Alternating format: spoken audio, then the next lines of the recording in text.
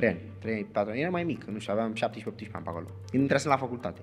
Slăbisei? Nu. Am înțeles. Deci asta a fost... Și crezi că Eram Pufinescovici. Bă, nu știu, probabil că era și din cauza asta, probabil că nu, n-am idee, nu știu exact ce s-a întâmplat, pentru că ai avut un heartbreak.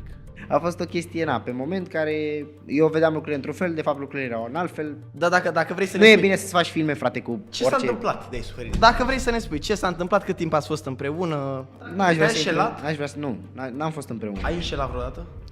Nu. De ce te-ai gândit atât? Că mă gândeam să văd dacă am călcat strâmb, dar n-am călcat strâmb.